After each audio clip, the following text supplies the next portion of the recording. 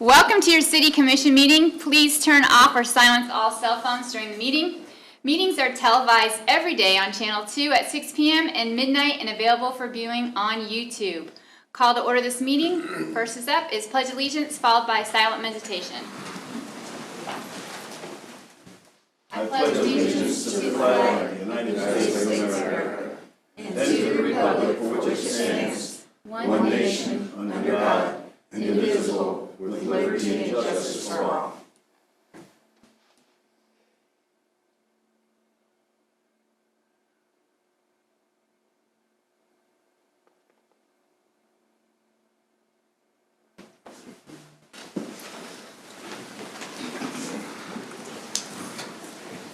I'd like to start by saying, please be gentle on me tonight. This is my first meeting as Mayor Pro Tem, so welcome everybody. We'll start with old business. So first is up is consideration of previous meeting minutes. Minutes from the January 16th to 2024 special meeting. I move that we approve the minutes for the meeting of the special meeting and the study session for Tuesday, January 16th. Thank you. Can I second? Second. Thank you. And we'll start voting with Mayor Batter. No, I mean Commissioner Batter. Commissioner Batter. Thank you. Yes. Aye. Aye. Aye. She got me all flustered. Aye. Okay. Okay. Motion carried 5-0.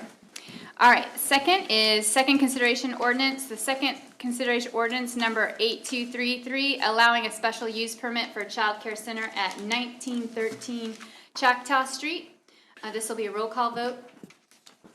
Madam Mayor Pro Tem and Commission, there have been no changes since the first reading, and staff has not received any further comment from the public, and so it's before you tonight for final consideration.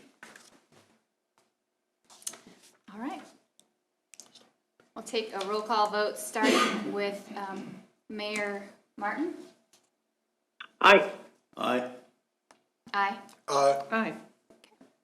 Motion passes, or carries. All right, and we'll move on to new business. This is a time where we have public comment. Public comment is limited to 2 to 3 minutes, and no action will be taken by the commission on public comments at this time. Please come state your name and your address. A sign-up sheet will be provided in the commission chambers for anyone wishing to speak. Do we have anyone sign up tonight? We do. We've got 2 patrons. First up will be Louis Klemp. Okay.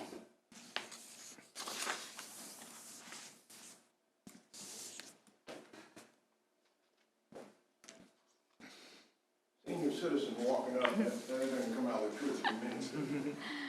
Hi, Mr. Klemp. These are for you guys. There's only 5. I don't give one anything. Just give them to Sarah. I don't give them to the anymore. When I did the steamship Arabia, the guy that was in charge downstairs didn't do what he's supposed to do.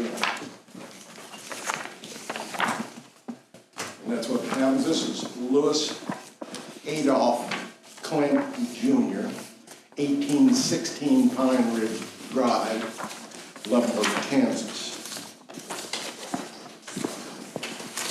I want to thank you, and I won't finish today, so I'll be back in a couple weeks. And then that'll be another couple weeks, so it's no big deal. Got about 2 or 3 items that I've just picked up daily, and I like going to the county now because we talk first, and then we leave. In the old days, we talk last, and got to pick up 4 or 5 more items to talk about because of what they were going through. 2 of the subjects, one of them is 407 Maple Avenue. Now, what citizen outside here even thought about 407 Maple Avenue? You know what it is? You know where it is? Mm-hmm. That's where the fire was, and you got a guy in California, 2 fires, yeah. Probably some homeless living in there and started another fire, who knows what. And so you listen to all that and you say, that's interesting. You know if he's paid his property tax? No action, that's all right. Because you don't know about his property tax. Nobody in the city level probably investigated it. Here you got some old geezer, born in 1938, and he investigates everything. Well, he didn't pay his 2020 property tax, this guy, and he paid 21 and 23, and he hadn't paid 21, 22, and he hadn't paid 23. Pass that on. That is an avenue to get a hold of the gentleman, and if you can't get a hold of him, you sell his property. It goes on down the road. First topic is, main topic is NBC. Anybody ever listen to NBC? They cut Stroud off the other night. Anybody know who Stroud is? He's quarterback for the Texas team. Nice, handsome, hate to say it, black gentleman. Good quarterback. They cut him off. They mumbled over him, and he was thanking Jesus and God. Isn't that amazing? Thanking Jesus and God. Now the county just, they have a silent prayer. To me, you pray out loud.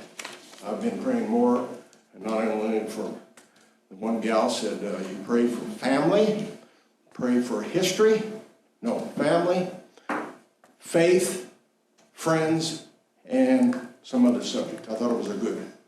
Here's your history. Now, when I say you, I'm not talking about you. I'm talking about the city commission. See this? How do you like that book? You ever look through that book? I don't think your clerk, you couldn't find one, could you? Or maybe she can't comment. Did you find one? Oh my God. Well, you accidentally told me you didn't. But it was good. Mr. Probably wouldn't have looked for one if I hadn't brought the subject up. Mr. Clint, before you start opening that book, maybe it's time's up. Maybe you can share that book with us next time. Say again? Your time is up. Maybe Okay, you can that's all share right. that book with us next time you Okay. come back. Well, I got Jesus in there, and that was probably more important than the history of Leavenworth.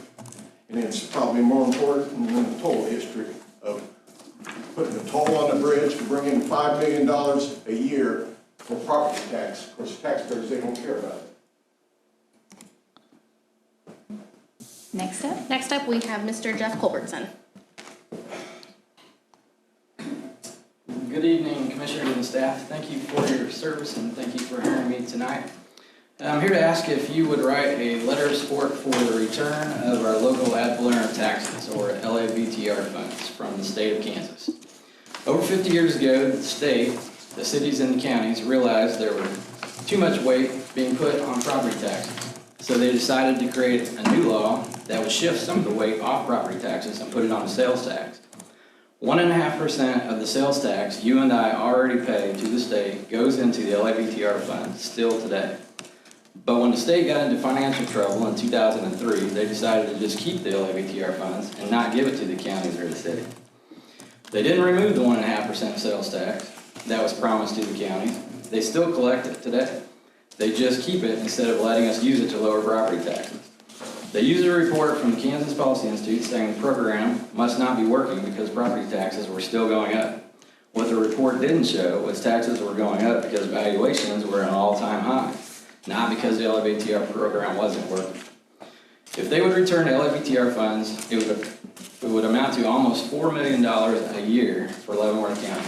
That would equal about 4 full mills reduction in the county's mill levy.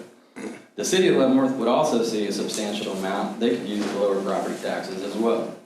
We understand the LAVTR funds won't completely fix high property taxes, but it will make a significant difference, and it's a step in the right direction. I have letters already from almost every city and county in our surrounding area. I'm here to answer any questions you might have and ask for a letter of support to be directed to the State of Kansas Taxation Committee. Thank you. Thank you. Appreciate you coming, Mr. Culbertson. Okay, next up is general items. We need acceptance of land for public utilities for Dollar Tree, Leavenworth final plat. Turn this over to Julie Hurley, the Director of Planning and Community Development. Okay, thank you. As you said, this is just the acceptance of the dedication of land for public utilities for part of the Dollar Tree Leavenworth final plat. This plat was heard by the Planning Commission on December 4th. This is a plat of a portion of the undeveloped portion of the Great Western Manufacturing property over on 4th Street. It's being sold to the Dollar Tree Corporation to build a new store at that site. So the plat has been approved by the Planning Commission, and the City Commission just needs to accept the dedication of land for easements for public utilities. Make a quick note, this is a use that's allowed by right, by zoning, and so in the city of Leavenworth, if it's allowed by zoning, the commission, we approve the plat, and then we accept public improvement properties, and that's the only role in this situation that the city commission plays. So we'll have 2 Dollar Trees. Yes, sir. Does anyone have any questions? Is this gonna be a Dollar Tree, or is this, yeah, it's probably gonna be a Dollar Tree, not a DG Market, right? Dollar Tree. Correct. Yeah. Okay. Any other question? All right. No. I'll just need a motion. Madam Mayor, I move to approve the acceptance of dedication of land for public utility as part of the Dollar Tree. Leavenworth, final plot. Second. All right. We'll begin voting with Commissioner Bowder. Aye. Aye. Aye. Aye. All right, motion passes. Aye. Oh, I forgot Griff. I'm sorry, Griff. Thank you. All right, thank No you. problem. All right, recommendations for revisions to the personnel policy manual. This will be handled by Alana Lanter, the Human Resources Director. Madam Mayor, Pro Tem, Commissioners, presented for your review and approval this evening is changes to the personnel manual, specifically to Section 2. These changes are submitted by staff to update the policy to be more consistent with our form of government in which the city manager oversees the administrative operations and implements policies, and also allow for more timely updates to the personnel manual revisions. Most of the revisions that we do submit for personnel policy changes come as a matter of housekeeping items to either clarify or update policies or clarify the intent of those policies. For example, approving or putting in place revisions and requirements for eligibility for city manager holiday, making revisions to our benefit changes as they occur every year with the updates that we make during renewal time. We have increased tuition reimbursement to basically accord with inflation, going up from $2,000 to $2,500 per year, updating the obviously commissioner and mayor term and listing for each year, staff changes as they occur, et cetera. So those are the types of changes that we're presenting. Section 2-3 would specifically revise the last sentence to notify as approved and adopted by the city manager versus the Leavenworth City Commission as it reads now. And Section 2-4 would remove a section and then add any significant revisions and or administrative updates by the city manager would be summarized and provided to the commission so that you are still aware of those changes as they occur. Those 2 changes, we have reviewed ordinances. City clerk has also reviewed any of the revisions or code of ordinances that we have to make sure this is not in violation and verified that there is nothing that would prevent these changes from happening. So how did it happen before? Any little change you made would have to come to the commission? Correct. Right. So the commission, for example, of the student, the tuition reimbursement, you set the budget line item for that. But if we saw in the course of the year that tuition had gone up and it was being underused, if we wanted to change it from 2,000 maximum to 2,500, not going over our budget authority, those small little changes within how we operate each day would have to be done at a city commission meeting. The changes that we'll make those, and then I'll notify the commission of any changes continuing that go in the personnel policy manual. We certainly can't change anything related to expenditure authority or anything like that. Of course. So those items would still come through budget, and anything requiring an ordinance would still come to the commission as an ordinance approval as well. Absolutely. Sounds good. Makes sense. Any other questions? No. All right, I'll take a motion. Madam Mayor, I move to approve the proposed revisions that would be effective immediately. Second. All right, thank you. All right, well, we'll begin voting with Mayor Martin. Aye. Aye. Aye. Aye. Aye. All Thank right, you. Thank you. Thank you. All right, number 5, consider approval of contract change order number 1 for 2023 pavement management project. This will be Brian Faust, the Director of Public Works on this side. Hello. Thank you, Madam Mayor and Commissioners. The issue tonight is to consider contract change order 1, which is actually the final change order for the 2023 crack sealing and microsurfacing component of our pavement management plan. In March of 2023, the City Commission approved a construction contract with Vance Brothers for the program. Vance was given notice to proceed in September, and acceptance was on December 12th of 2023. The 23 budget includes $2 million total for all components of the pavement management plan. That's crack sealing and microsurfacing, that's mill and overlay, as well as one of the city parking lots. The crack sealing and microsurfacing program included the streets listed in your packet. The award of the contract was for $507,000, with $67,000 under the engineer's estimate for the project. Engineering department came up with a list of additional streets to add to put the total closer to what the engineer's estimate was. Upon completion of the project, we did a final measurement of all the material placed and came up with actual measured quantities. For the microsurfacing project, the quantities were slightly higher than originally estimated. The final project cost with the additional streets ended up at $580,845.92. This is $73,055.88 over the awarded contract, roughly $5,000 over the engineer's estimate.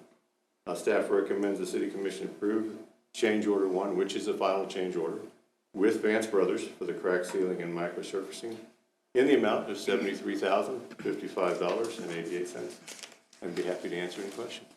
This was still under the annual pavement management budget. It's just extra streets that we were able to do as bids came in. Yes, that's a good thing. We look at the budget's $2 million, and each year with a $2 million budget, we can do less. Prices go up, we can do less, and so it's important to us to try to maximize that and get as close as we can to that $2 million, so we have the biggest impact we can. So the following streets that you have on the front, the top there with the, under the bid one, and then you're additionally going to add the second level here, those are also getting done? Or those? Yeah, actually, what we did is the commission awarded because the bids came in so good on that first attachment, we did all those streets. Okay. And then we actually added several more. Okay.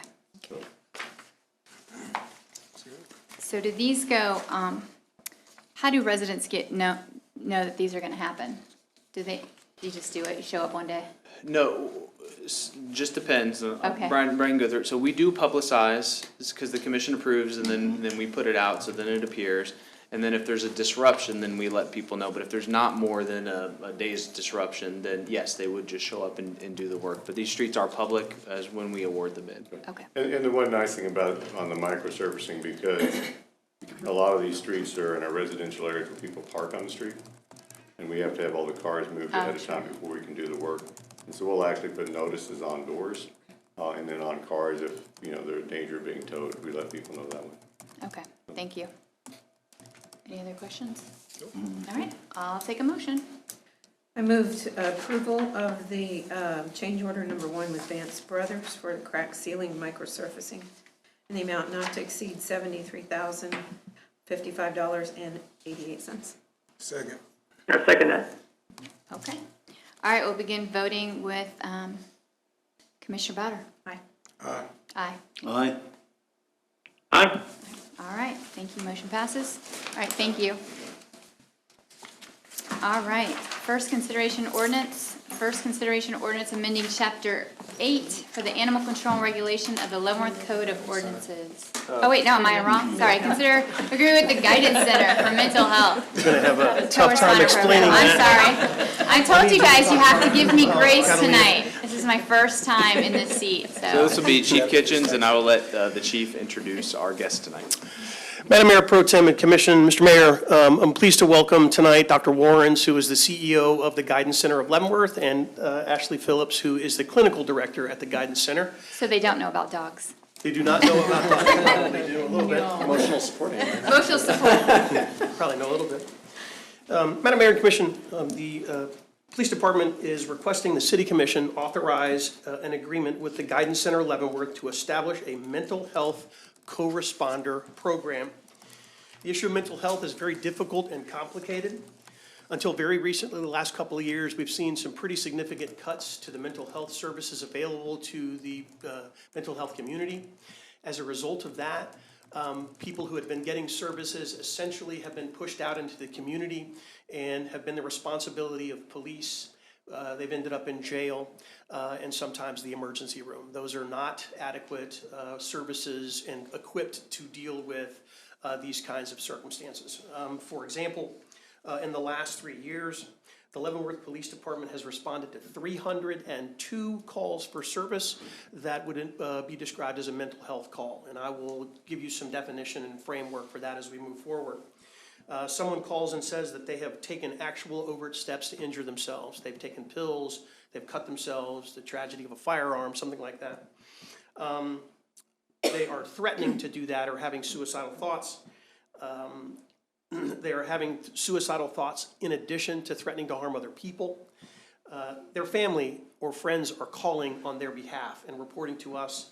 And then in very large portions of these cases that we go to, there is a combination of the mental health crisis in association with substance abuse. Oftentimes it's alcohol or drugs or both in combination with mental health. These kinds of calls are incredibly difficult and complicated. They're dangerous. They require a tremendous amount of resources from the police department, oftentimes as many as 4 or 5 officers, which can be an entire shift. If it escalates, sometimes it involves the SWAT team, just a tremendous amount of resources, crisis negotiators, everything that we have to apply to that to mitigate the crisis, to try and keep everybody safe, and then get the person help. A significant component of that, again, is combining that with alcohol or substance abuse. That makes it exponentially harder to deal with and mitigate and keep people safe, okay? The mental health responder program is designed to help us expand our tool bag so that we can help mitigate these. This is a pilot program that we're creating in a collaborative effort between the police department and the guidance center and their professionals so that we can try and keep everybody safe. Police officers get a very basic elemental training on mental health. We can teach them what PTSD is, or we can teach them what depression is, or we can teach them what schizophrenia is, but it doesn't really go beyond that. Having a highly trained professional mental health person at the scene with us during a crisis, we believe is going to help us expand our opportunities and put ourselves in a position to mitigate that in a much better way, in a much safer way. And in addition to that, help with those follow-up issues in the days that come after the crisis, because we can mitigate it, but it's that also that component of the program that we think is going to be vital is those follow-up services to get that person the help that they need, or the services that they need, or the infrastructure built to help them so we don't have to go back, which is something that we do sometimes, where we deal with some of the same people over and over again. So I'll talk a little bit about how we design the program. The mental health co-responder will be an employee of the guidance center, but they will be assigned at the Leavenworth Police Department. Essentially a 40-hour work week, mostly in the evening or weekends when the most likely opportunity would be for us to have to go to a call. We've outlined those things in the job description that was included in your packet if you have specific questions about that. I'll just talk about a few of the highlights of the job description that was put together. It says to collaborate with the police department, crisis co-responders in the community with or with the request of the police department officers. Duties may include crisis intervention, safety planning, service assessment and referral, reference resource navigation, and brief case management services to assist with the continuity of care. They will also, for example, assist with mental health training to include what's called CIT or crisis intervention training. That is increasing the level of training for officers that's very specific to these mental health calls. Ensure that all the interventions are documented and tracked appropriately according to all agency standards and government regulations.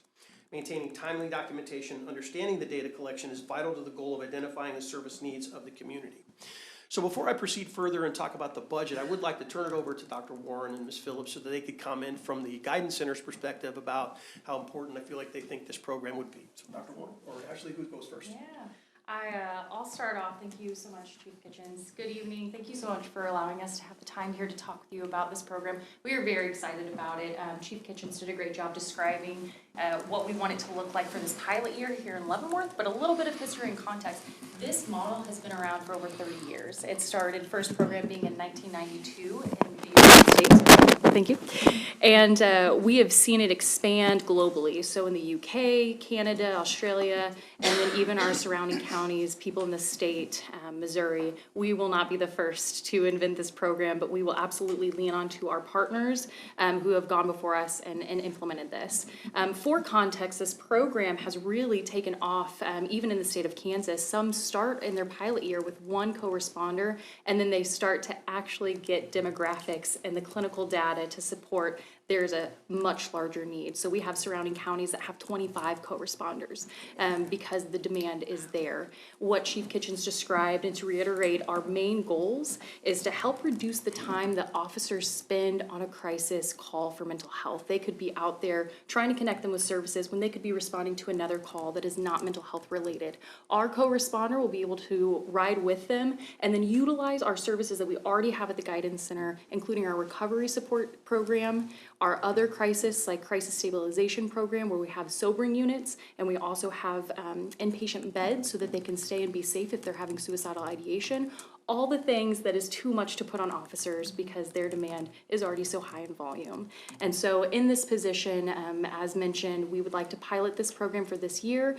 Chief Kitchens will talk more about the future possibilities and then look at where we need to expand our resources with the Guidance Center and the police department. The last thing I'll mention, he noted that this would be a well-trained behavioral health specialist, licensed social worker who will be able to do suicide risk assessments, help them get in treatment for opioid use, help them be able to contact their support systems so that officers can feel good about leaving someone and not worried that their safety is jeopardized, or taking them into the jail just for that protection, or to the ER when they might not need that.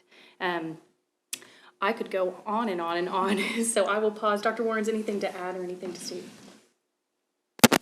Yes, so what Chief Kitchens just told you about us being underfunded, I've been the medical director at the Guidance Center since 2011, and for the majority of that time we have been underfunded, and by that I don't mean the city of Leavenworth, I mean the state of Kansas. But this is a great time to be working at the Guidance Center because we are expanding, and we are expanding with new services, and so we wanted to prioritize working with law enforcement. We approached Chief Kitchens approached us, we approached Sheriff Dedeke approached us. We have established a jail liaison position with the Sheriff's Department that's going to be working with individuals at the jail, and this would be our second position down at the Justice Center, which I say that with pride. I mean, to have 2 of our positions down at the Justice Center would be awesome to help work with these individuals. So we have no concerns with working with law enforcement. We feel supported by Leavenworth Police Department, and we feel very willing to support Leavenworth Police Department. We feel like this is going to go very well. We feel like this position, when they are stationed there, they will help with initial contacts. Someone with a mental health framework will help those first interactions go well. But this is only one individual, so they will not always be there. But that doesn't mean that when they report to work the next day and hear from law enforcement about the contacts that they've had the night before, this individual can go out and try to work with those individuals to make sure they don't get called back out to those situations over and over again, which I think is something that Chief Kitchens was talking about. Yeah. So we feel good. We feel good with the city of Leavenworth being a partner. We appreciate the consideration of some of these opioid settlement funds. We feel like Chief Kitchens is an excellent partner. We feel very willing to go at risk. A portion of this position is not funded. It will be funded by the Guidance Center. So we feel very comfortable going at risk with Chief Kitchens in this position because it's going to be so vital and valuable to the community. So I'll close the presentation. You guys have probably seen across the country some circumstances in which police have responded to mental health calls for service, and that there have been tragic outcomes. And so at its core, what we're trying to do is give ourselves the best opportunity to avoid that. And we feel very strongly that this is the best way that we can do that. So I'll turn the attention now to the funding portion and the proposal for the funding portion. I'll bring your attention to the City of Leavenworth project will be funded with the use of opioid settlement funds. On October 14th of 2021, City Commission adopted Resolution B 2302, which allowed the City of Leavenworth to receive any funds associated with the opioid litigation that was ongoing. And so for about the last 18 months, we have received several settlement payments that total $109,128.83. That remains in a separate account, and it's been encumbered for this particular project. It doesn't go to anything else pending tonight's discussion. We are informed that the whole settlement was going to be 18 years of funding, and so the first 2 years have already taken place. So we believe that moving forward, the city of Leavenworth will receive 16 more years of funding of opioid settlements. That's how it was structured. We are not informed, however, how much. And so we've been very slow to make any decisions or commitments until we get a better sense of where we are. You've seen in the package, there's been 3 different allocations, but they've sort of been all over the place. $8,800, $83,000, $17,000. So we just sort of put that aside, preparing to try and make this proposal and put this project together to make sure that it's properly funded. So you also see in early of 2022, we saw the instructions that came from how we're allowed to use that money, and we're all in agreement that this program would be an allowable expense for those funds. And I'll answer whatever specific questions you have about that. That was included in the policy. So, for the funding structure, this is what we are proposing and asking for your authority. Would be to enter into agreement for the City of Leavenworth to provide the Guidance Center of Leavenworth an annual funding to hire a mental health co-responder. The allocation for 2024 would be $50,000. Moving forward, it would call for a minimum of $25,000 to $50,000 in the next 2 years. We have that we have the $50,000, we would have $25,000, and then another $25,000. Now, I expect over the course of the next year that we're going to get additional funds like we have. But to ensure that we don't oversell what we have, that's how much we're sure we have. We expect going forward that we're going to do that. And as we indicated, the first year, we're pretty committed to that. That would give us an opportunity to ensure that the program is working and that it's doing what we expected it to do. That'll give us an opportunity to see how much more money we're going to be getting. As I understand it, there's other litigation cases going on, not just one, so there might be more. But again, I don't want to make that promise that we're not sure about that. That we're sure we have that money, it's in the account, it's set aside and encumbered in the event that this proposal is approved. And so that's how we put that together. Just reiterate that this entire project was the efforts of the police department, the guidance center. Mr. Waters was instrumental in putting together the draft. Our finance director was incredibly helpful in terms of looking through the rules to make sure that the financing structure is appropriate. It's all an allowable expense. And so that's our presentation, that's our proposal. So again, I'll finally ask one more time for the City Commission to authorize the City of Leavenworth to enter into an agreement with the Guidance Center of Leavenworth to establish a mental health co-responder program. And we'll answer questions about this or animals if you want. So walk me, you said it's nights and weekends because that's primarily, so walk me through that. What, is someone just going to be sitting there waiting for a mental health call, or is this person at home and then they go out to the scene? Are they not at the scene? I mean, what's that look like? Are they in civilian wear? Are they? Great question. Right now, as we're planning this out, they would be at the station. They would be doing administrative tasks, follow-up calls. We have office space at the Guidance Center too if they need to meet with a client and we want to do it off-site. They would keep their time busy helping make sure that we have trainings provided, getting to know officers, debriefing, processing as appropriate, and then be available for the calls. So when they get radioed, typical co-responder models, they're wearing the vest, they have the gear, they'll be going through our training and all of our procedures, but then they're going through all of the police departments as well. And so that way they are equipped with the items that they need, and the safety precautions that they will also have to be trained on that the police department would provide as well. We do have other positions that are evening, weekend positions. They do cost a little bit more salary-wise because it's not as desirable of a role. But we have made that known in our conversations that that's something that we're willing to, we want some personnel in there who is qualified and able to do that schedule. As we talked about, that is where most of the calls we perceive are coming from. That might change depending on the statistics that we gather, and it might need to shift to a Sunday through Thursday. But that will all be noted for that first pilot year, and then moving forward, we'll discuss. So I'm going to take the issue of the scene. It is my expectation that as often as possible, the principal idea of this program is to have this person at the scene with us at 9 o'clock tonight. If someone calls and is threatening for whatever reason, we want that person there available with us so that we can have that as a tool. We've done some soul searching in the law enforcement profession in the last 5 years, and we fully acknowledge that uniforms and lights and sirens and guns and all of those things can be an irritant in these circumstances. So if there's the opportunity to do that where someone else is doing it in a much more skilled setting, then that's terrific. With one caveat, we're going because I'm not letting anybody get hurt. They're dangerous, very often involving a weapon or a threat of a weapon. So we have to go. But if we have the opportunity to turn it over to that person, that's the idea. But yes, it is my expectation. I think we want them there, and that's one of the primary purposes of the program. So if they're on the curb, the counselor would sit next to them on the curb type thing, or would you bring them in to someplace safer? So theoretically, okay, they're going to call 911 and make some assertion one way or the other. We're going to evaluate that in terms of the danger that exists. If someone just calls and says, I'm depressed and I want to talk to somebody, that's a different level of response. Sure. If someone says, I have a gun and I'm going to threaten to kill myself, that's an entirely different response. So that determination will be based on the initial facts. Okay. We'll get there and make some assessment. The most important thing is keeping everybody safe, and then we'll make decisions there. But if that's what it takes, and that's okay, we're all in agreement with that, that's the idea. It's just kind of make the best decision, the safest decision, to apply the most help to the person in the best way that we can. Okay.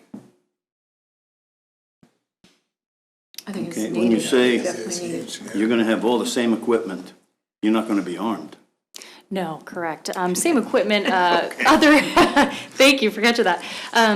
We have acknowledged that other co-responder models, they have their walkie-talkies, they have the safety vest, they have identification that aligns them with the police department. As we continue to collaborate in this, we want to know the needs of the community. What Chief Kitchens has mentioned also is that sometimes coming in with the vest, the lights, it accelerates certain situations.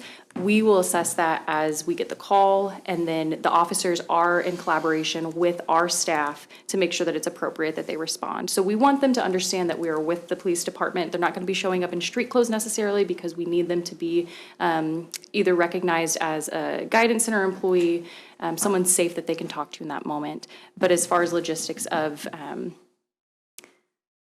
presentation, they can do the ride-along, they can come in a separate car. Models across the state have a variety of different options. And going back to the original question too of the structure of this, some have co-responders on shift 24/7. We are not there yet. A goal that we might have to have depending on the need. And so that also changes some of these answers about timeframes and ride-alongs and whatnot.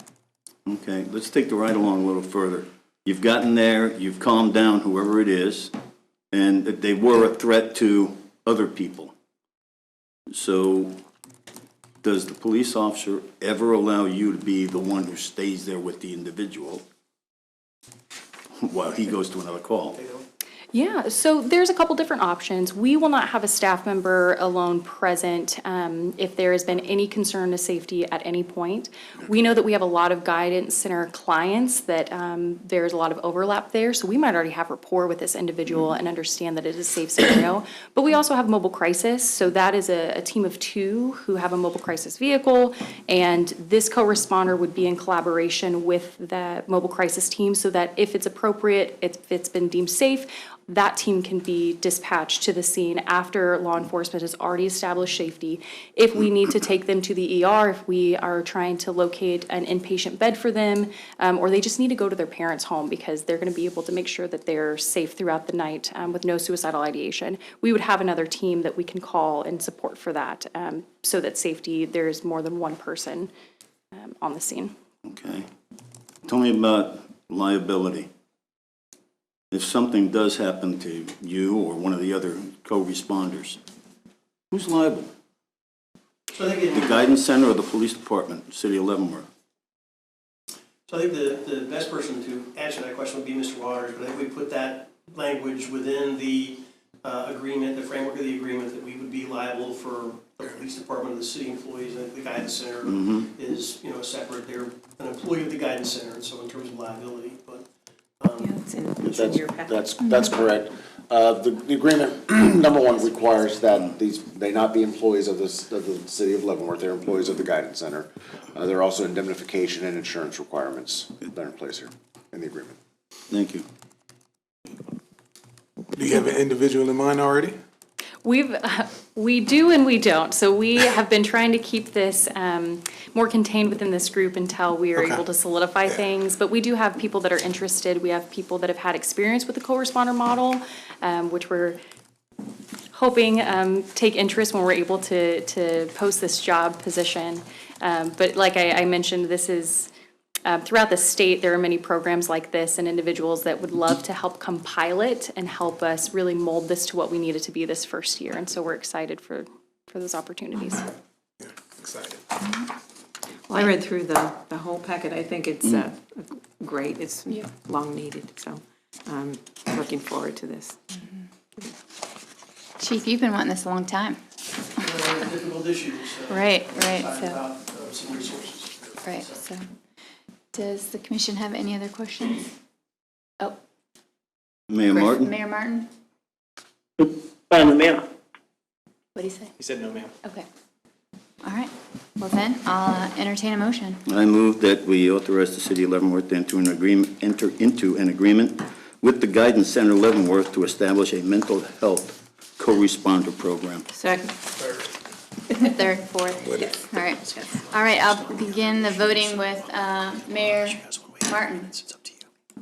Aye. Aye? Aye. Aye. All right, motion passes. Thank you. I'm excited. Thank you all Thank very you much. as We well. appreciate it. And we talk about animals. Come up next, so I'll be in. And we may need you on the We stage. might need you for the animals. I'm kidding. Dr. Warren will take lead on that. I'm kidding. Sorry about that. All right. Next up is the animals. First consideration ordinance amending Chapter 8, Animal Control and Regulation of the Leavenworth Code of Ordinances. Madam Mayor Pro Tem and Commission, lots of guests tonight. I'm joined by our city prosecutor, Kathleen Thompson, and our animal control supervisor, Les Klein.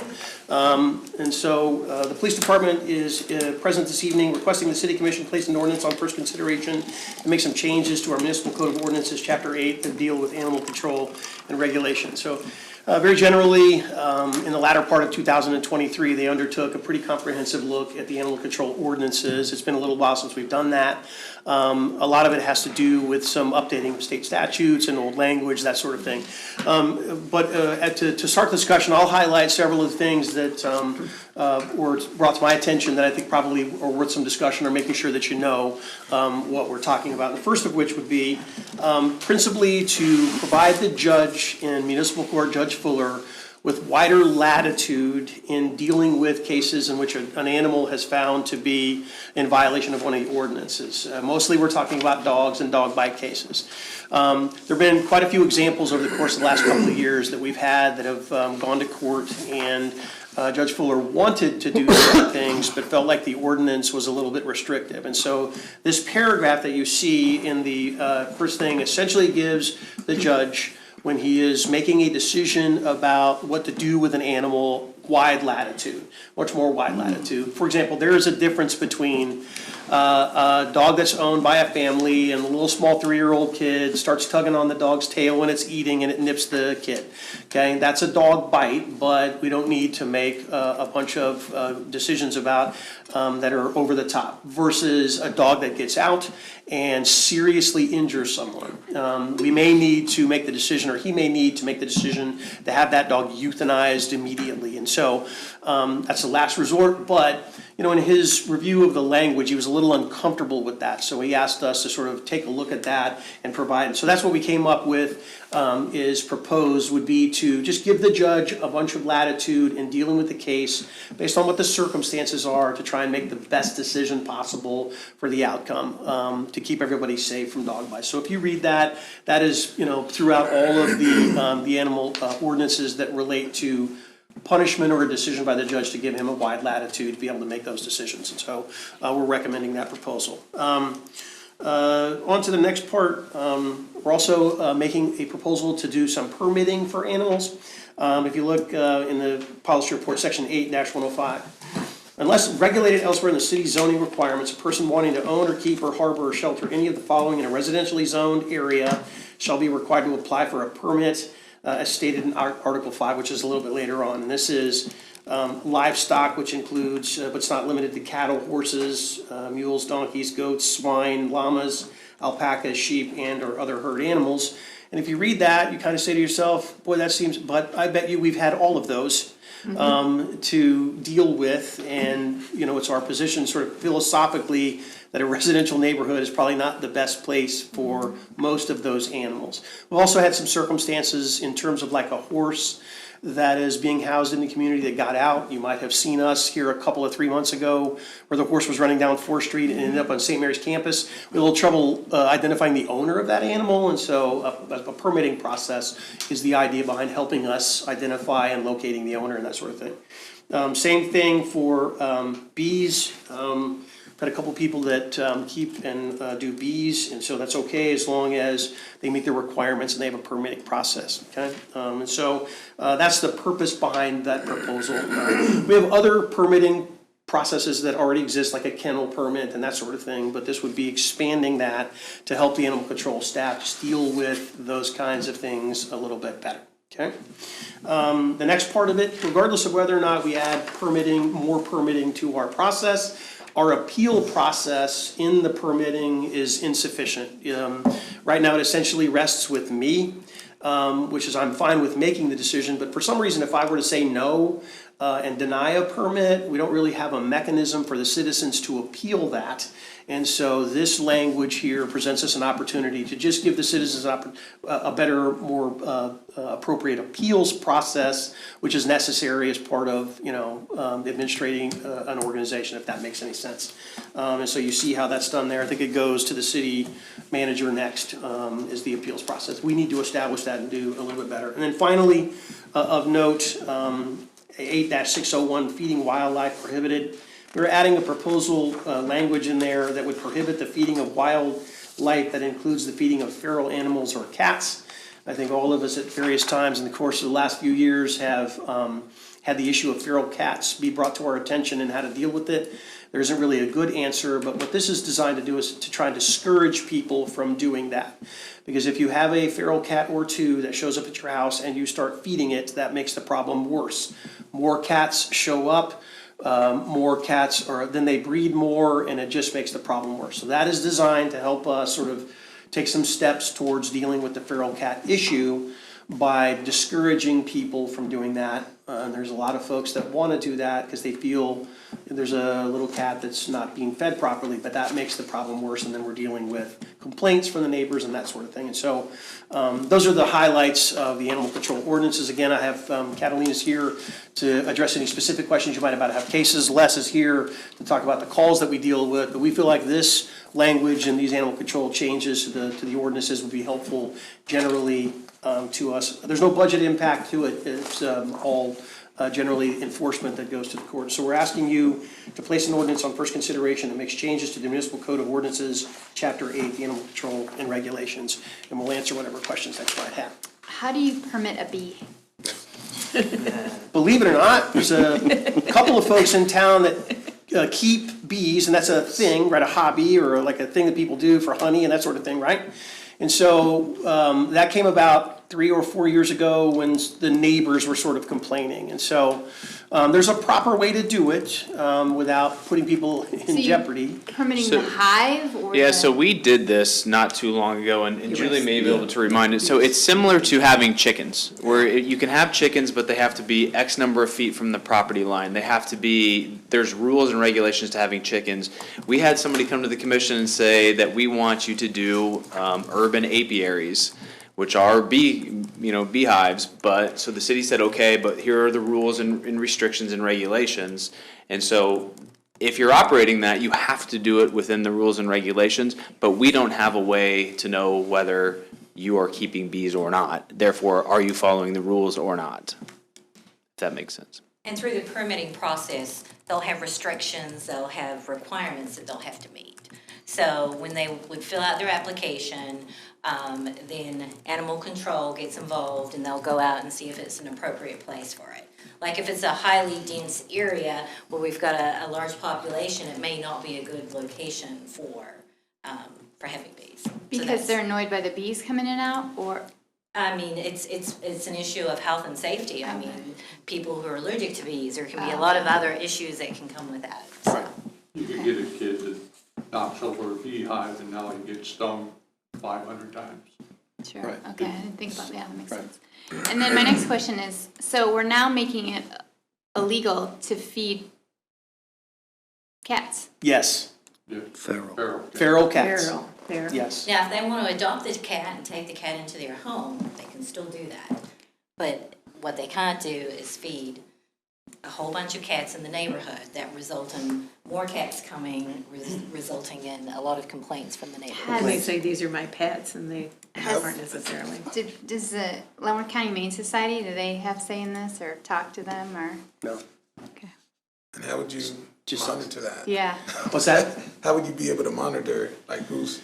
Well, we've had complaints in the past A variety of complaints in the past. where you've shown up. I believe they had some woman who was feeding multiple cats, leaving cat food outside. They knew who was doing it. So that would be, right now, we have no way to prevent that. No way to enforce it. And it makes it exponentially worse when you do that, because that's what happens, is 1 or 2 turn into 10, which turn into 20, and it turns into citizens complaining. I've been here when people have come and angry about feral cats, and they destroy flower beds, and they do all of these things. And so this is really sort of a first step in trying to discourage that. We do the catch and release, don't we? Catch and spay and release? No. We don't do We that? don't do that. Okay. We still aren't ready to do that yet. And I've been a supervisor for about 10 years now. And over the last 5 years or so, I would say 50 to 60% of our calls are for cats. People complaining about cats. Seriously? More than dogs, yes. Wow. Because people have 8, 9, 10 cats in their yard and they want them out of there. But if the neighbor's feeding them, they're never gonna leave.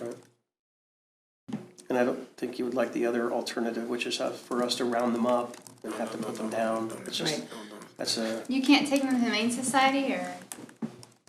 So I think the Humane Society's been full for Okay. 2 years, and so no is the answer to that question.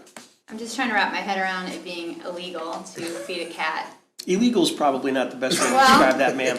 It's much more like a traffic infraction, like if you were Prohibited. speeding. Okay, so what happens if someone gets caught feeding a cat? You're likely to get a citation and get a fine. Did we establish? Yeah, we're not seeking jail time. It's simply a fine. Simply a fine. It's like a There's a range on the fine. parking violation. Just start off with the warning. Yeah, like someone who's done it 10 times is gonna get a higher fine than someone who's first issue, so. There are people in town that are feeding 30, 40, 50 feral cats right now. We don't have an ordinance. It's very hard to prove that they own those animals, so we can't. Right now, our hands are pretty well tied, that we can't do a lot about it. But those cats that are permitted, like I had one that was permitted that lived outside and inside, but it was permitted and it was spayed. Right. So that's, And that all is, we'd that's ask not is you- feral, No. even though it's outside. But all we'd ask is you would feed it inside. We Yeah, don't we have did. a, we We don't did. charge We did. for running at large for cats, so Okay. cats are excluded from the running at large ordinance. Right. But you do have a limit on the number of pets you can have at your home. And we don't So- feed them outside because the skunks ate it too. Right. Yeah. Everybody else eats it too. Okay, that sounds good. Too often feral cats become unfriendly. And you try to go and pet them, and the next thing you know, you've got a bite. Is that, wouldn't want to down pet by a the feral community cat. center, someone was feeding cats for a long time? Is that like one Yes. of the hot spots? Yep. Yep. That was one of them. Is that still there? Has that been? Yes. Straight to it better than I can. Yes. And right now, technically, we don't have an ordinance. I can't stop them from going down there and feeding cats, which spread raccoons, skunks, everything, into town. Keep reading. And breeding. I'm good with this. We have consensus now. Question. Section 8506. Yeah. D, the filing of an appeal under this subsection shall not stay any action taken pursuant to this chapter. I'm not a lawyer. Does that mean that if a judge says, yeah, I want it put down immediately, and somebody says, I want to appeal, is it going to? We do not put animals down that have been, we've had cases where people have appealed. We wait until that process is completed. We always wait. But what it usually Okay. means is like in a situation where we have a dangerous animal, we will not allow them to keep that animal if they've been denied the permit. That animal cannot be in the city unless they win their appeal. So that means they have to find somewhere else to house it Sure. until the appeal is Sure. run. Those kind of things. Okay, thank you. I think it is good to make this more concise than what it has been. Because I've heard some issues, so. So I just asked for consensus. Yes. Mayor Martin, do you have anything? No, ma'am, at this time. Thank you. Okay, so I'll just ask for consensus at this time. Yes. Yeah. All right, I'm still not I know. loving it. I'll be honest. I'll reach out to the Humane Society. I mean, I feel like I need to talk to them, so. Okay, we have our consensus. Thank you. Okay. Thank you. Thank you. Thank you. All right, staff reports. Madam Mayor Pro Tem and Commission, we have a number of staff reports before you tonight. The first two, I think, will go pretty quickly, and then we'll turn it over to the Assistant City Manager. The first one is form of government and swearing in process discussion. If you'll remember, sometime last year, we had a discussion about sort of the form of government, and subsequent conversations have really narrowed that down into formalizing the informal process that we have now in selecting the mayor and mayor pro tem. As you know, city code states that the governing body shall select among them somebody to serve as the mayor and the mayor pro tem for the year. There is no exact stipulation on who that is, where they come from as far as the preceding election. And so tonight, the goal is that where we want to go, just the consensus, then we would bring back to you the fleshed out change in the ordinance. And the change would be that the mayor pro tem becomes the mayor, the highest vote getter in the preceding election becomes mayor pro tem, and then on the off election years, the other person who got the 4-year term would become mayor pro tem when the pro tem becomes mayor. So I know that seems like a lot, but if you follow it, it's pretty simple. And so we would just ask if there's any questions, if there's any comments related to that, and we would simply add that language which Mr. Waters has crafted.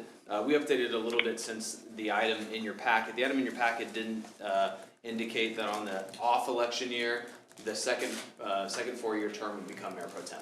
But we would have to do that to keep it in. So next year, if Mayor Pro Tem Pittman becomes mayor, then at that point it would go to Commissioner Bowder, who had the 4-year term in the previous election, or whoever had that 4-year term.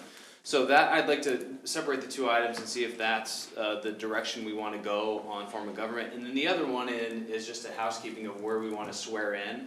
The swearing in code is the first Tuesday in December, which is something that the city can choose. We used to have that first Tuesday as a study session. We don't do that anymore. It doesn't matter, we can continue to call this a special meeting, it's kind of nice to swear in as a special meeting, give new commissioners a week before they have their full meeting, or we could change it to the first regular meeting in December, and then you would be sworn in and go into a regular meeting. We just need to get some direction from you, so those are the two issues on this discussion, so open up, and certainly the city attorney. I'll add a little bit if I may. Yeah, absolutely. Yeah, first of all, as Paul said, I wouldn't pay too much credence necessarily to the version that's in your packet, because that was drafted, well before the 2023 elections, so there's already some language in there on that.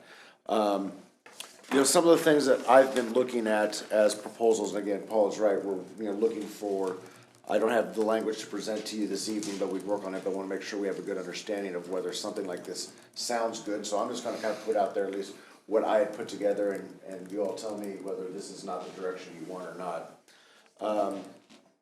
I've been keeping it at the 2-year and 4-year term, or the 4-year and the 2-year terms as we've had. Changes could include, again, changing the term commencements to the second Tuesday of December to line up now with your regular meeting schedules.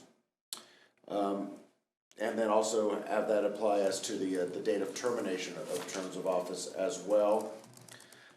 I've also considered adding some language of order of proceeding. I think there could perhaps be some confusion, there has been in some cities, that, okay, it's your last meeting and my first meeting, do the new people sit down first, do the old people sit down first? How does that work? What I've seen in several cities do is that oftentimes the former commissioners will all gather and open up the meeting, and then there's an opportunity for their last statements, et cetera, and then there's the swearing in of the new ones. But as Paul said, we can do it at other times or other ways as well, but that was an idea that I had at least. And again, as Paul mentioned, the major thrust of what we might put together would be if you want to codify what I'll call the tradition of the top vote getter becoming the mayor pro tem, moving into the mayor position, establishing the second top vote getter in those years, moving into what I'll call the next in line, mayor pro tem. Something that I would also recommend adding that you don't have is what happens if there are vacancies in any of those offices. If there's a vacancy in the office of the mayor, if there's a vacancy in the office of the mayor pro tem, how do those get filled? So I've got some language in there. Essentially, it would be, in most cases, the mayor pro tem would move up to become the mayor. To the extent there is a second in line, that second line would move up to mayor pro tem. And if there's not then a second line, or if there's a need for one, there could be a vote of the commission to elect someone at that point. And I know that may not be ideal and always, but you have to have cases where if there is a death or resignation or someone moves out of the city, you do have to have at least some processes for backfilling those types of positions. So those are the ideas, but we're here tonight to maybe get some consensus from you as to what you would like to see presented. Thank you. I'd like to see that instead of giving an actual date, so we wouldn't have to change it in case we changed our meeting dates, regular meeting dates, have it as the first regular meeting in December instead of putting a date, a second or a first or whatever. Would that work? So that's really up to the governing body. You would have that swearing in, and then you would go into a meeting, which is fine. Yeah. We've done that before. Yeah, I mean, Yeah, I'm good with that. some of the things that I'm just going to be devil's advocate a little bit here. Is that we want to avoid conflicts where we never end up having a first regular meeting because of politics for whatever reason. Lo and behold, that meeting never gets held in December in some way. So there can be some concern there. We probably want to make sure that aligns with what your code says about the ability to cancel meetings and such. And we'll just check and make sure that those two provisions are talking to each other in the right way. I mean, I like the idea of the special meeting because you come in, you can, at that point, you can bring your family if they want to come. The old can say words and then it kind of the changing if that happens. That's kind of nice. And then no business, especially like my first time, I was a little nervous. I couldn't imagine going right into a business it happens, but I do like that. And then I definitely like the policy overall. I think it's good to put it in so it doesn't happen what happened to, last time to Jermaine, so it's actually written down. I like that, so. I'm comfortable with that. I kind of like the idea of having the old commission and the new commission too. so that you can have comments. I mean, I know when we've done it before, the old commissioners have come in and I remember when Mark Preisinger left and he talked and, you know, and I think that's nice because you can close that out. I agree. So what, do that on the special meeting?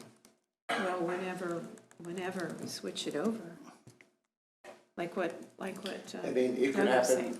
I often see it I probably see it most commonly at the regular meeting. Regular meeting, okay. But that's completely up to you. I think that's the way the school board did it too. I think they switched over at the regular meeting. But anyway, yeah, Yeah, I'd be by, okay with that. I think by doing it at the first regular meeting of December, as opposed to a special meeting, you're keeping the, the staff and folks from having to come in for just that, For that little half an short- hour or whatever. We certainly don't mind, I don't want that to be be a determination. Well, like I said, appreciate the thought. Yeah, it was like 10 minutes. I experienced both. Everybody left. I experienced both. I think, you know, What'd you like better? honestly, like the special meeting, you know, and actually give the people an opportunity to thank their constituents, supporters, families. Yeah, I prefer that. I mean, you can certainly do that at a regular meeting as well. Yeah, okay. Before the swearing in. Another thing I do want to throw at you is the timing of, is that the effective date also of the new mayor and the new mayor pro tem? That's the new draft I have. I know there's been some that said, well, in this time, does that, we get sworn in and then the mayor thing maybe happens later on? But Okay. just starting all of that at that first meeting, where the new commission comes in, and that is also the same night that the new mayor becomes the new mayor. Is that a lot? I mean, is that? I think that would be good, have it all at the same time. Yeah. I mean, it's no different than I suppose any other city where there's an elected mayor and a new mayor comes in, so. But again, that's. Yeah, I personally this is for you. I don't see maybe a huge problem with that, you know, doing it on the first regular meeting. You know, going back to having family in or friends or whoever. I think that is still an option, you know, for any meeting, so I would be cool with, you know, consolidating it into the regular first meeting there. We don't usually have a lot of business in December either, so I think it would be okay to put it all together. Yeah, and I'm okay with the policy. I'm still a believer we should definitely have a mayor-like form of government, but I'm okay with this at this moment. I think we have consensus. I think so. What you will see will be different than this, so you know, because we're gonna work some language in on the terms of office and when those commence and such as well. So they'll be a little bit different, so expect something, but we've got the language just about ready to go, I think. Okay, Sure, and we're we still good. appreciate you codifying it. Thank you. And we're still good with the one-year term? We looked at, or I tried to look at 2-year terms for those. I couldn't find a way to make the math work. By the time you got into, somebody had a 2-year pro tem and then a 2-year mayor and then elections and figuring it out. I tried to schedule it out years, and I'll apologize, I used people's names as placeholders just to say what happened. I could not make it work out, at least on your current election cycles, with the 4-year and the 2-year terms. It was mathematically impossible for me to get it to work out. But that makes sense, okay. Okay. All right. There's always a situation where you're gonna have to then, you're gonna have to go off like a 2-year, and then there'd have to be a 1, and then followed by a 2, something like that, which, you know, by the time I started drafting it to work, you know, it was 5 pages longer than, you know, it probably needed to be, and I still didn't get to a solution. It was kind of a never-ending problem. So you'll work on this and then bring it back to us? Yes, Okay. for first consideration. We'll bring it back at a future meeting. Okay, thank you. Appreciate it. Yeah, All that's right. good, though. Thank you. Goal setting? So on the goal setting, I did just present the commission. I'm not looking for any setting any dates tonight. I just wanted to put these in front of you. So over the next week, if you could look at, especially if we could focus on the March 22nd for the half-day goal setting. As you can see from this budget calendar, this also just gives you an idea of the process that staff goes through. We'll start departmental budget stuff basically February 1st. But in the next week, if I could get some feedback on the March 22nd, that's sort of the official kickoff of how we start organizing priorities for the budget, those commission goal setting sessions. So I wanted to highlight that. Let me know if that doesn't work, and I can coordinate that offline. I've got all 3 dates on my calendar. Yeah, I put it All on my right. calendar, so. Yep. Okay. Yeah, so just if Commissioner Wilson and Mayor Martin, if those work for you, let me know in the next couple days. And then I did want to also highlight May 21st, which is the study session. You'll see CIP budget meeting with City Commission, May 21st study session. So many years ago, we did the budget and the CIP completely separate. We actually did the budget in the fall and the CIP in the fall and the budget in the summer. We decided to consolidate those because it makes no sense. The CIP is part of the budget. But I think what we've lost a little bit is our ability to talk about projects. The CIP are parks projects, and they're the most visible aspects of the budget. The operating budget is the line items of commodities and electricity and stuff like that. And I feel, in talking to Roberta and Penny and the executive staff, we kind of rushed through the CIP on the first morning of the budget hearing. We don't have time. I don't feel like we give the commission and the public adequate time to decide, okay, here's Cody Park, for example, but what about the skate park? What about a disc golf at Havens? And so if we present a CIP, then you have time to get more feedback. You have time to think about these projects. You have time to come back and say, what about Havens? And we have more time to respond because the projects are what the community sees. This is where the splash park goes. This is where pickleball courts go in the CIP. So my plan is to reserve the May 21st study session well ahead of the budget meetings, and we'll present a draft CIP with sort of slotting in the recommendations, but then other projects that we've collected from you, and give the commission time to see those and then have time to maybe give some more feedback. And I just wanted to point that out because that is different. Yep. Okay. And then right now, and the other date, please let me know in the next couple weeks, is June 28th. That just tracks with previous years on the all-day budget meeting with City Commission and department heads. So don't need anything else tonight. I just want to make those dates known and the one shift on the CIP at the study session. Great.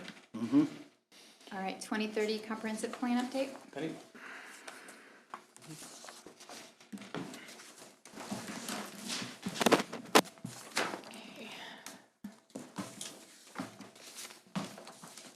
I do have a PowerPoint, but don't worry, it's brief.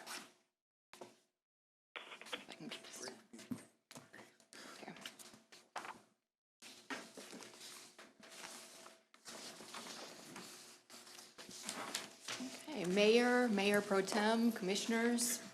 As the city starts 2024 and approaching goal setting and budget discussions, it's a good time to provide a refresher on the comprehensive plan, which is the overall guiding document for the city. You'll recall that the development of the plan involves some of the highest amounts of community engagement, working with professional facilitators to identify the future vision of the city and steps toward achieving that vision. It was adopted in June of 2021, so potentially it's reviewed about every 10 years. The plan itself is 161 pages. I'm sure you all have a copy and have this memorized. And it has a high number of goals, strategies, and action items. It's organized into 6 broad chapters. My update tonight includes items submitted from all city departments about their actions taken the past year to achieve goals in the comprehensive plan. Many of these items were listed as specific local action items in the plan, and some were additional items that were not listed in the plan, but were efforts that supported listed goals. A great example is the Ride LV, which really wasn't envisioned when the comprehensive plan was worked on in 2019 and 2020, but does support the goal of improving transportation around the city. All actions listed reflect what the city was able to accomplish with existing resources and while also doing the everyday work of the city. Pothole repair and general traffic patrol are items not included really in the comprehensive plan, but an example of everyday operations. The speed which comprehensive plan action items are accomplished sometimes reflect the level of staffing and resources that are applied. And I hope now is my chance to brag a little bit about the city and what's been accomplished in 2023.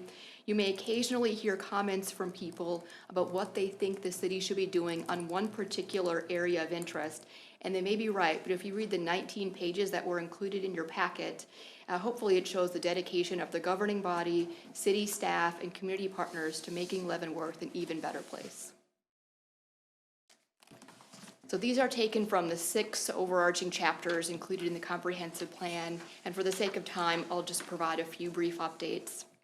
So community identity, which covers history, culture, preservation activities, and embracing all community members. The highlights from this past year included volunteers working on Greenwood Cemetery, holding tours and providing information. That was one of the listed local action items to protect and build community understanding of significant cultural and historic sites and resources. I'd also like to highlight this one because this really wasn't necessarily done by city staff. This was a project that supported comprehensive plan goals, but was done by volunteers, including the Leavenworth County Historical Society and the Daughters of the American Revolution. We also brought in the Kansas Department of Revenue to the Business Symposium to talk about 2 state tax credits that were available as an effort to improve historic preservation and buildings in the city. And the police department continued their Trust Talk initiative work, where the public has direct access to speak with officers and their leadership to express crime concerns. And this was a local action to support community dialogues to help all community members voice their concerns, find common ground, and set the stage for a more inclusive community. For the Built Environment chapter, the highlights I have listed is the $600,000 in federal ARPA funds that were provided to DePaul USA for the development of affordable housing. And that was a local action to ensure the number of available housing units aligns with workforce growth in the community. The city applied for and received a $400,000 grant for mill and overlay work on 4th Street between Reese and Poplar, which the local action item was to continue to use the Kansas Department of Transportation grant programs to restore pavement along KDOT routes. And Fire Station 1 was equipped with water-saving hot water circulating pump, which was a local action to consider incorporating energy-efficient improvements in green building strategies. So just as an example, I found a website that listed that a family of 4 would save 16,000 gallons of water by using this recirculating pump every year. And we definitely have more than 4 firefighters that work out of Fire Station 1, so that's definitely an improvement. In the Harmony with Nature category, Parks and Rec actually oversees working on this program. We had nonprofit organizations that volunteered every month in 2023 to do 3 Mile Creek cleanup, which meets the local action to assess the needs of local waterways. And the Economic Development Office discussed disaster mitigation with the Leavenworth County Emergency Management Office, and we plan in the future to present some of those resources and items to local businesses to help with disaster preparedness. In the Resilient Economy chapter, the Convention and Visitors Bureau met regularly with an advisory committee to discuss better promoting tourism, which was a local action to promote Leavenworth's restaurants, retailers, and lodging through the CVB. And we also worked with LCDC to promote the Business and Technology Park. This was a local action item to continue promoting development of the park. And we continue to receive interest in the park and respond to requests for further information. The 5th chapter is the Healthy Community chapter. Again, I will highlight Ride LV not only for the transportation, but specifically for the transportation to physical and mental care, which was one of the listed local items to increase low or no-cost transportation options to healthcare facilities. The police department began work on a citizen service portal to allow citizens to file a police report from their home, which would lower the travel barrier for reporting crimes. And the fire department participated in a KCC steering committee on fire recruitment to ensure that we are recruiting and retaining a quality fire department force. The 6th chapter and the final chapter is land use and community design, and that is work that the Board of Zoning Appeals continued to look at variance requests, and the planning department considered opportunities to look at infill developments. So in closing, I'll leave you with 2 takeaways on the comprehensive plan. The first is that the City Commission ultimately sets the priorities. That's done through annual goal setting and through the allocation of resources during the budget process. And also that pursuing new items and programs can take time, and that's done in conjunction with regular work. That's everyday work of paying vendor invoices and answering phone calls and assisting the public. However, it's important we all continue finding ways to do the important work to move the city forward. With that, I'm available for any questions or comments you have about the Leavenworth Comprehensive Plan update.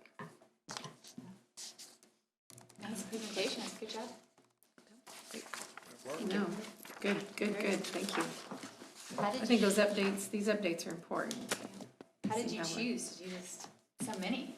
So this is a full city departments participate in this. We So need to the get you the fire plan. department is Yeah, submitting their updates, the police department, the finance department. And sometimes this is a chance to see things that may not always be publicly visible.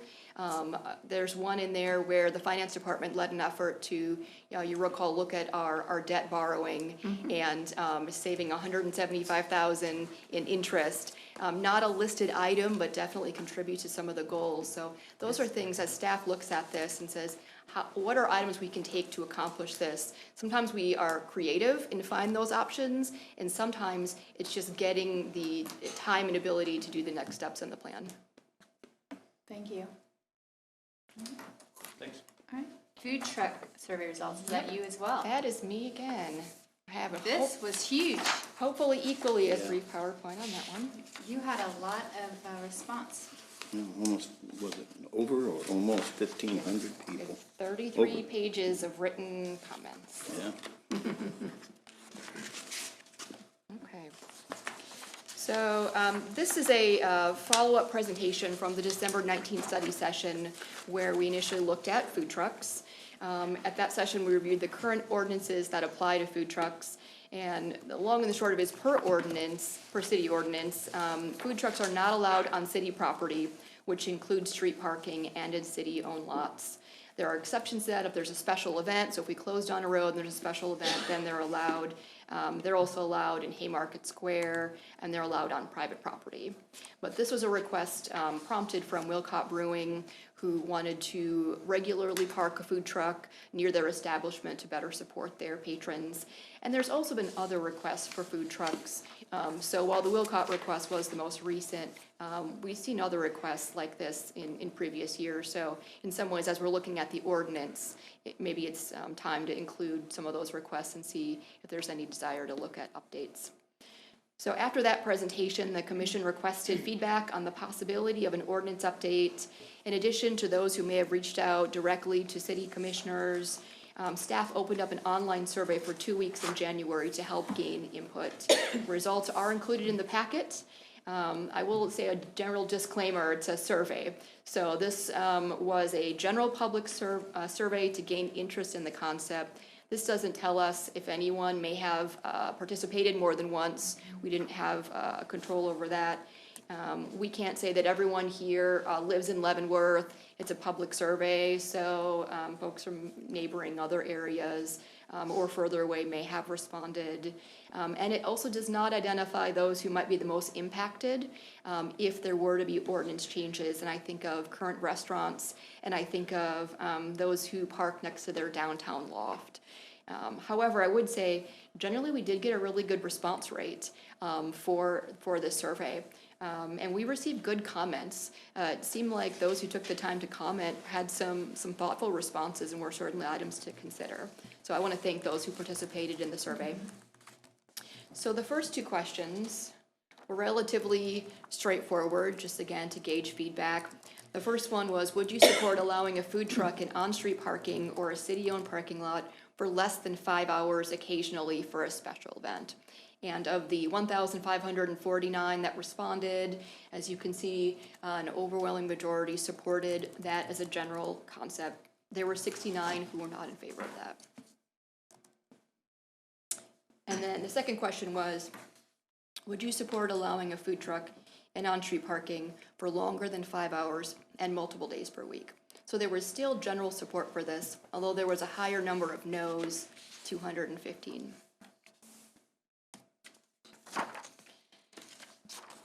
And then the third question was open-ended and requested concerns or questions. So the 33 pages are included. What I did find interesting is that some people commented they supported food trucks because they were small business, or they could become a small business in the future. So I found that to be interesting feedback from the survey. I will also say, while the survey generally mirrored the results from questions 1 and 2, there were some interesting trends. I'm gonna grab my, one of these days I'll grab my water when I'm walking up here, excuse me. So there was a high number of those in the survey who were both for and against food trucks that all said something about, they were concerned about brick and mortar restaurants.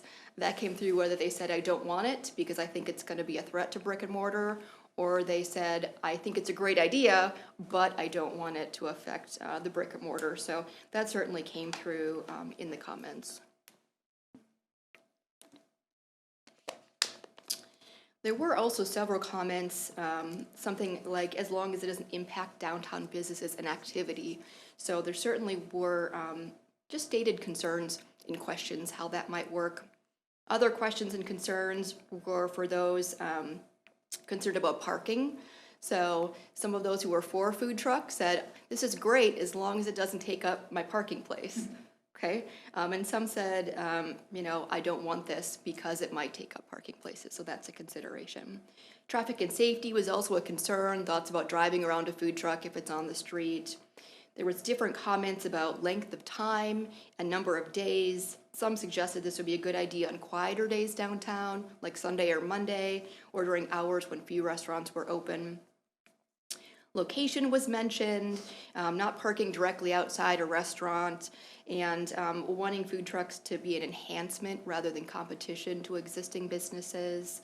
I would say that the current ordinance does say not within 100 feet of a brick and mortar restaurant during their open hours unless you have written permission. So some of that may be included in the current ordinance.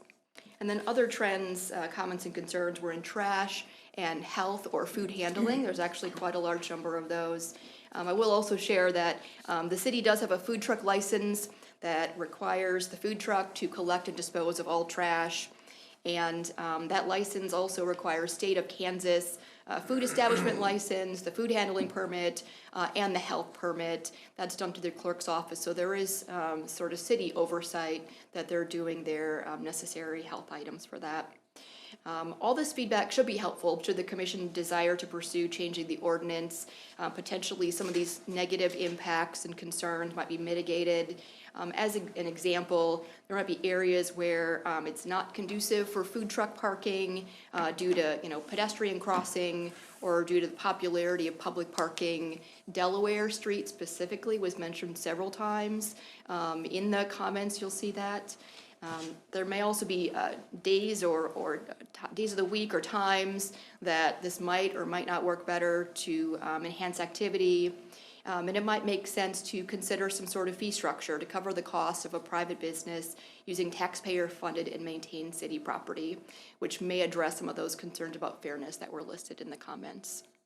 I do have examples from other cities of what they've allowed on city property and what type of restrictions that they've put into place.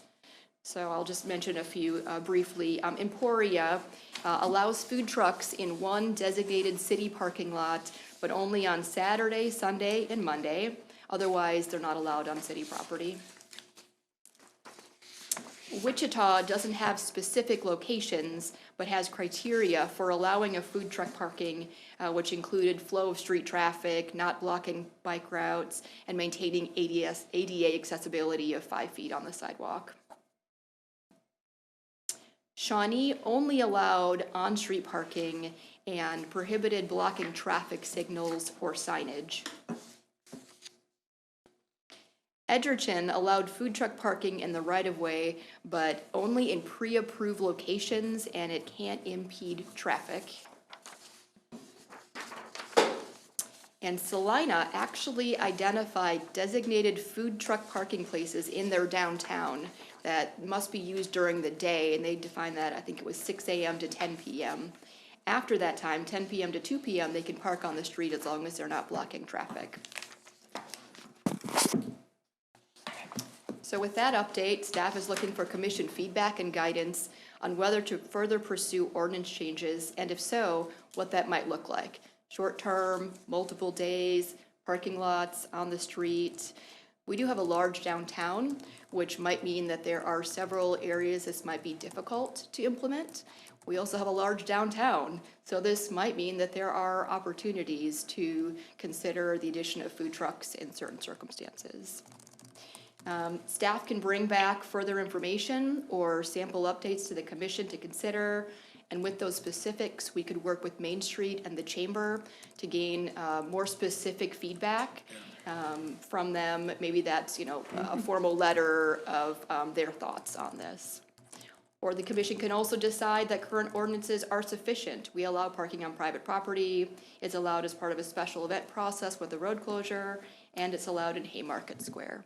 So with that, I will be available for questions and turn it over to the commission for discussion. Can you send us the other cities that you got? Yep, I think that's an interesting thing to look at more closely. See how it's working with them. Good. Yeah. Do you know why Emporia selected those days? Saturday, Sunday, Monday? Okay. I don't know. I was just curious on that. In my head, I thought the Salina, that's what I thought, Salina made sense for us because we have a big downtown. So that kind of clicked with me. I do love the Main Street and the Chamber, and also maybe some feedback from those brick and mortars. And I don't know if we do that as a city or if Main Street can do that for you, but definitely want to hear from them. But I would like to move When you forward. say brick and mortar, you mean brick and mortar food Restaurants. establishments? Yeah, Okay. sorry, I should. We also, it's not just about downtown either. I mean, we've got a whole city. So Right. there's other places that, like where the old plaza was, or, if you had a special thing out there where you had, I'm thinking of like San Francisco when they had a place in the park that, the food trucks came and they were there every day. Truck festival. But The reason I mentioned downtown was because that was the Wilcott specific request, and that was also some of the requests that we had seen in past years. It was mostly in the downtown. Okay. Because usually other areas, there might be some private parking we that's need to utilized. think about that too, if somebody has to have it somewhere else. I noticed the unique suggestion that somebody made, park the food trucks in front of the vacant stores, the vacant storefronts. And I thought, wow, what a thought, So you don't see, if you're a visitor, drive down the street. But at the same time, my thought is that while we do have a pretty large downtown, we don't have the super wide streets. No, and it's an For it. angle. And then I think Delaware's the only one that has angled parking, isn't it? Yeah, it's only one-way street as well. Yeah. But yeah, we don't have the wide streets that we need. Possibly our parking lots, and we've got a good number of parking lots. My thought is parking lots is a good place to put them. And we can allow them to do a few things there as long as they're not just, God bless you. Thank you. As long as they're not just, trying to take over half the parking lot with, tables and chairs and waste baskets here and there, that wouldn't work. They have to stay to doing what they're doing. Is it possible to get some information on Chick-fil-A as to why did they stop coming here?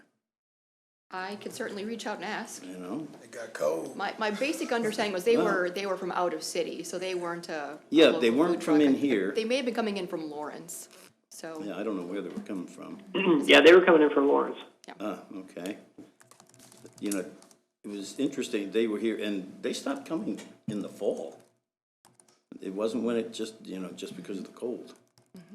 So, I'd be interested in knowing, okay. Well, I asked the guy if they were looking at, their traffic here and seeing if maybe they wanted to open a store, but brick and mortar, yeah. he didn't really know. He had his own thing and he didn't really know what the company was looking at. Mayor Martin, do you have anything to add?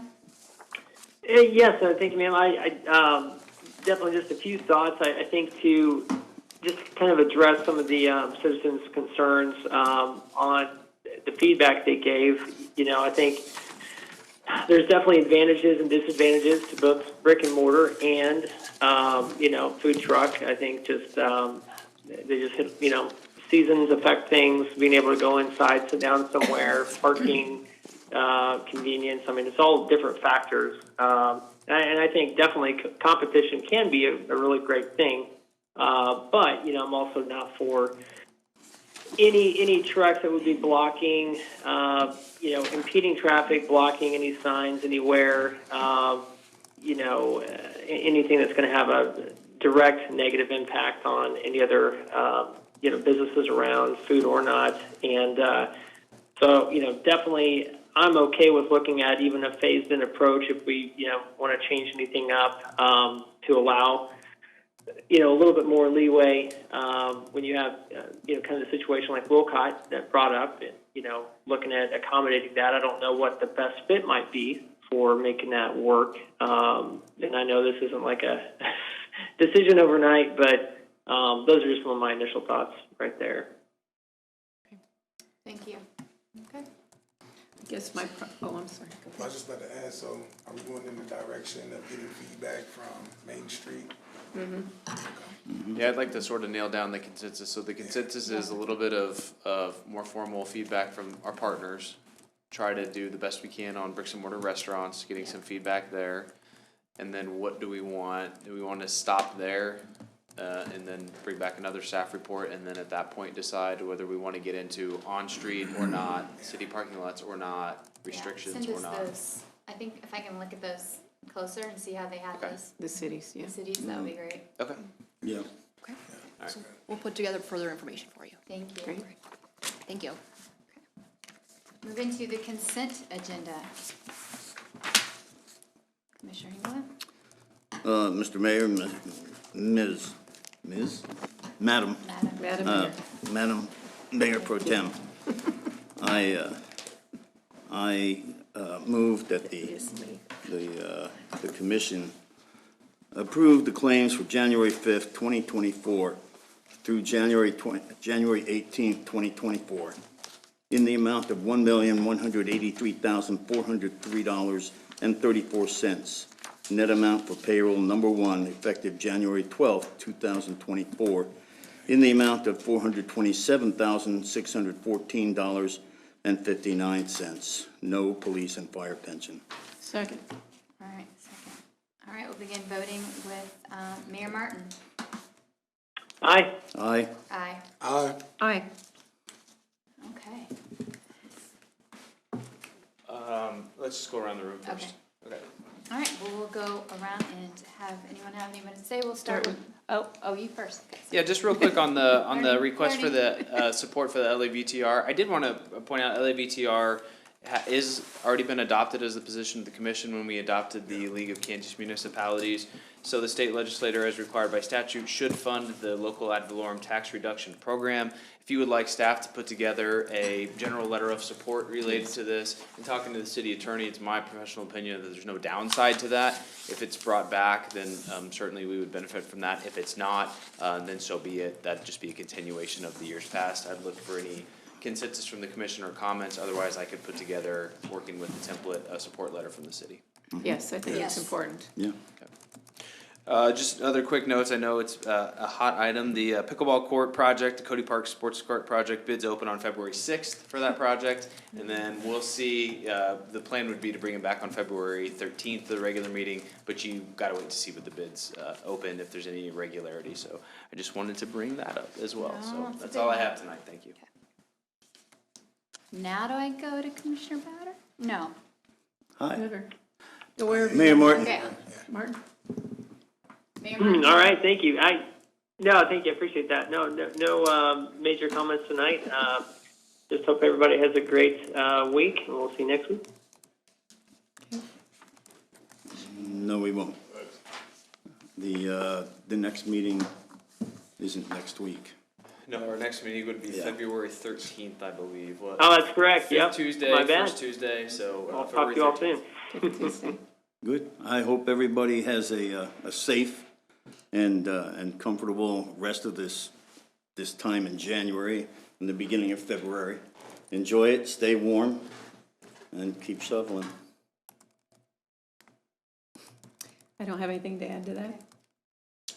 Yes, I would like to have a discussion to see if we can get a consensus amongst the commission to discuss the funding that's already in the CIP for Southside Park, to see if we can have a discussion of possibly moving that funding over to the skate park. There's been a lot of emails, phone calls, questions from the skate community. Really would like to move forward when investing the resources that we have allocated for Southside Park and moving it over to the skate park, if we can have a discussion. Since it's already in the budget that way, what do we have to do to change that? To move it? Fully up to the commission. So there's a line item for Southside Park. It would, of course, come back to the commission, so it's the full commission discretion on what to do with those funds. Okay, So consensus for Yeah, I'm discussion? game to look at it. Yeah, I'm fine with that. I'm willing to look at it. Yep. Okay. Yeah. Appreciate it. Other than that, God bless you, love you, be safe, and enjoy your January. Well, I want to thank you all for having grace and patience with me tonight as I go through this agenda. So thank you very much, and thanks for my veterans for pointing me in the right direction. So I appreciate that. You're doing great. I believe God has a plan, and tonight He put me in this seat because I get to thank Jermaine Wilson for serving as mayor for last year. You did an amazing job. So many things that you did last year, and some things that off the top of my head, you were there for the groundbreaking of the federal prison. You entertained those great delegation from Wagga Wagga. You had fun with them. And then you also are always great with the international officers when they come. There's so many things that you do. You are so dedicated to our community. I am thrilled to call you my brother, my friend, and now my fellow commissioner. So congratulations on an amazing year. I appreciate it. Thank you, thank you. Get a hug.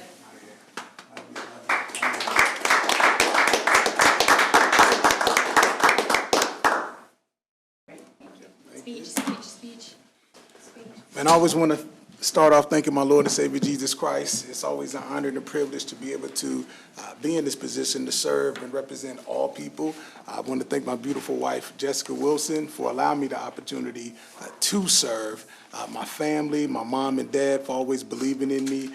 And then to the community, to the constituents that supported me through the thick and thin, who didn't judge me based upon my past, see me as the person that I am, and just always been faithful and committed to supporting me in everything that I do. Definitely want to thank Madam Mayor, Holly Pittman, my sister, and then the commissioners. Thank you all for just making me better.